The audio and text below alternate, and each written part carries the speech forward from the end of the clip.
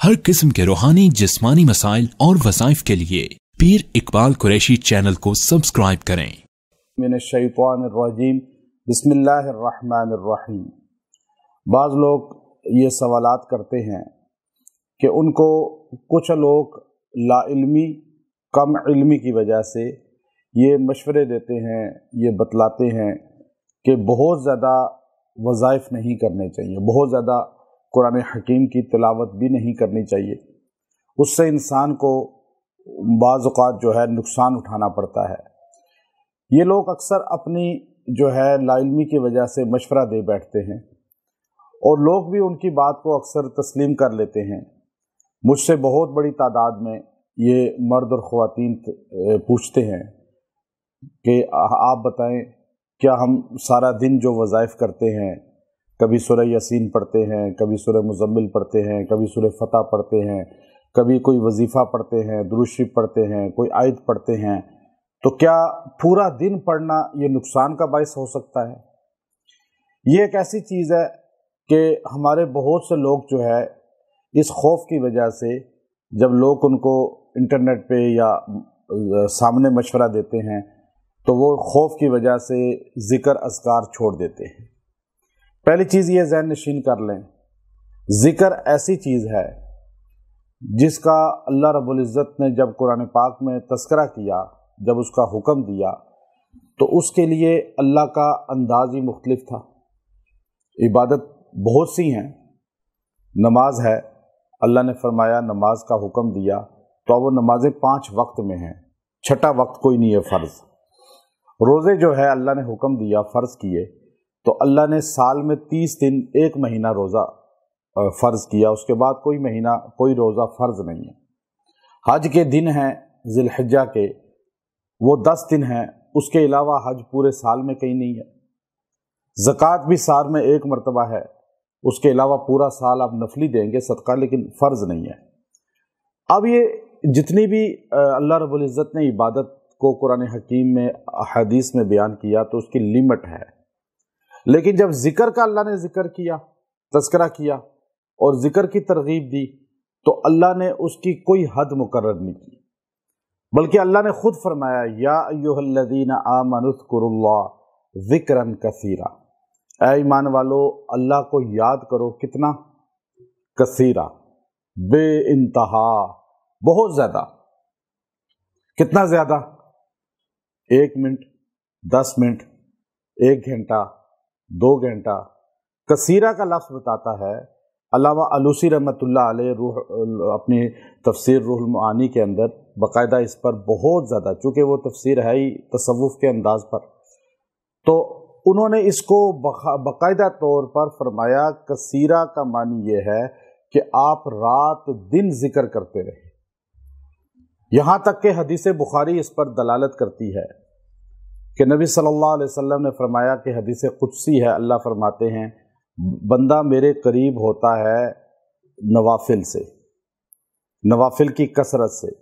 इतना करीब होता है कि करीब होते नफल ज़्यादा पड़ता है, यहाँ तक कि मैं उसका कान बन जाता हूँ, आँख बन जाता हूँ, उसका जिस्म का हिस्सा बन जाता हूँ। मानी ये हदीस का है कि फिर वही करता है जो अल्लाह चाहता है, यानी वो अल्लाह का बिल्कुल सही मानों में बंदा बन जाता है, वली बन जाता है। तो ज़िक्र की कसरत तो इंसान को वली बना देती है। और यहाँ नहीं, आपने ज़्यादा नहीं पढ़ना, ये आपके घर पे जो मामलात आए हुए हैं ये आपके ज़्यादा ज़िक्र करने की वजह से हैं। लोग इस तरह के गलत मशवरे देते हैं। हालांकि ऐसे औलिया के वाक़यात हैं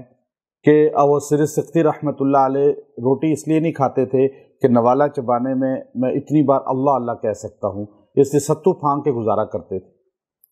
तो बड़े बड़े अल्लाह के वलियों की ज़िंदगी ऐसे गुजरी है। तो अब हमारी जो नबी सल्लल्लाहु अलैहि वसल्लम की तालीमात है वो तो 24 घंटे ज़िक्र की हैं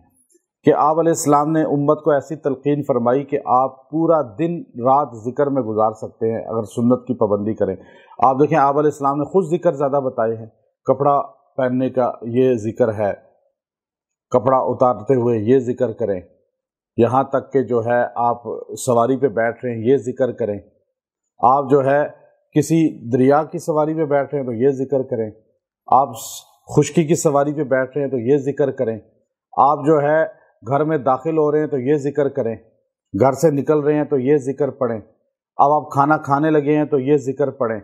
کھانا ختم کر دیا تو یہ ذکر پڑھیں، کھانے کے دوران یاد آ گیا تو یہ ذکر پڑھ لیں، یہاں تک کہ بیت الخلاء جا رہے ہیں تو یہ ذکر پڑھ لیں، بیت الخلاء سے نکل رہے ہیں تو یہ ذکر پڑھ لیں، یعنی خوشی آئی ہے تو یہ ذکر پڑھیں، غمی آئی ہے تو یہ ذکر پڑھیں۔ مطلب 24 گھنٹے ہمارے نبی صلی اللہ علیہ وسلم نے ہمیں اتنے ذکر بتائے ہیں، مسنون اعمال ہیں جو، تو اب بندہ کہے جی اتنا پڑھنے سے الٹا نقصان ہوگا، تو اس نے تو حضور علیہ السلام کی تعلیمات کی نفی کر دی۔ تو یہ عام پبلک کو اکثر نہیں پتہ ہوتا، اور یاد رکھیں اس پہ میرا پورا لیکچر ہے، لیکن میں پھر مختصر اس میں بتاتا ہوں، کوئی قرآن کی آیت، کوئی ذکر جو ہے گرم نہیں ہے، نقصان دینے والا نہیں ہے۔ لوگ کہتے ہیں جی گرم ہوتی ہے، تلاوت زیادہ کریں گے دماغ پھر جائے گا، گانا بہت سنتے ہیں، سارا دن رات موبائل پہ لگے رہتے ہیں تو دماغ نہیں پھرتا، قرآن پڑھتے ہوئے ذکر کرتے ہوئے جی دماغ پھر جائے گا، پاگل ہو جائیں گے، ری ایکشن پڑ جائے گا۔ تو آپ موبائل استعمال، لیپ ٹاپ استعمال، کمپیوٹر استعمال کرتے ہوئے اس وقت جب آپ کا اصل من خشیت اللہ پہاڑوں پہ اترتا، ریزہ ریزہ ہو جاتے، اتنے گرم تھا قرآن، لیکن اللہ نے اس کو آسمان دنیا سے قلب محمد صلی اللہ علیہ وسلم پہ اتارا، حضور کے سینے پہ اتارا۔ اگر ڈائریکٹ قرآن زمین پہ اترتا تو قاری قرآن پڑھتا، حافظ قرآن پڑھتا، کوئی عام بندہ قرآن پڑھتا تو منہ میں چھالے نکل آتے، معدہ جل جاتا، کلیجے پھٹ جاتے، کیونکہ اتنا گرم تھا، یہ ہیٹ تھی اس کے اندر۔ لیکن چونکہ یہ اللہ نے اتارا، اس کی تپش کو